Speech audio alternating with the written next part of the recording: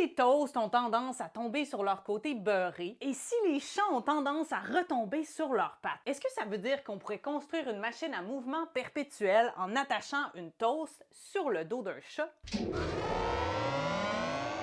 Premièrement, est-ce que c'est vrai que les tartines tombent plus souvent sur leur côté beurré? Est-ce que ça arrive vraiment plus souvent ou ce serait pas un biais de négativité? Cette tendance-là qu'a notre cerveau à nous jouer des tours et à faire qu'on se souvient plus des événements négatifs que des événements positifs? Ou est-ce que ce serait pas un vrai phénomène physique? Parce qu'il y a des forces physiques en jeu quand une tartine tombe. Premièrement, il y a la gravité qui l'attire vers le sol, ça c'est normal.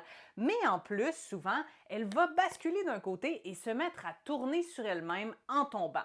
On dit qu'elle a un moment cinétique. Et ça, c'est important parce que notre désagrément, il va venir de si la tartine a le temps de faire un nombre pair ou un nombre impair de demi-tour sur elle-même. Crois-le ou non, il y a un chercheur en mathématiques appliquées qui a fait une étude sur la dynamique des tartines tombantes en 1995 au Royaume-Uni. Il a analysé tous les facteurs qui pouvaient influencer le côté sur lequel la tartine tomberait. Et il en est venu à la conclusion qu'en effet, théoriquement, les tartines devraient tomber légèrement plus souvent sur leur côté beurré et qu'il y avait un facteur déterminant, c'est la hauteur standard des tables, qui est en général entre 70 et 76 cm de haut.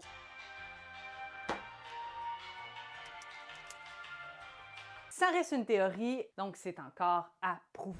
Deuxièmement, est-ce que c'est vrai que les chats retombent sur leurs pattes? Comment ils font? On pense que les chats font comme plusieurs choses en même temps pour arriver à faire ça. Les chats, quand ils tombent, ils se plient en deux. Si on divise le chat en deux, comme le bas de son corps étant un cylindre et le haut de son corps étant un autre cylindre, on remarque que les chats, ils ont l'air de forcer pour faire tourner leur derrière dans un sens et tourner leur devant dans l'autre sens, comme pour annuler leur moment cinétique total. Et ils pourraient se déplier au moment où ils sont dans la bonne position pour retomber sur leurs pattes. Troisièmement, est-ce qu'une machine à mouvement perpétuel, c'est physiquement possible? Ce serait une machine qui produit l'énergie qu'elle consomme ensuite pour fonctionner. Autrement dit, elle vivrait en autarcie énergétique. Mais ça, les amis, c'est impossible. La deuxième loi de la thermodynamique nous dit que dans n'importe quelle machine qui est faite de plusieurs pièces qui bougent ensemble, il y aurait toujours de l'énergie qui s'échapperait de son système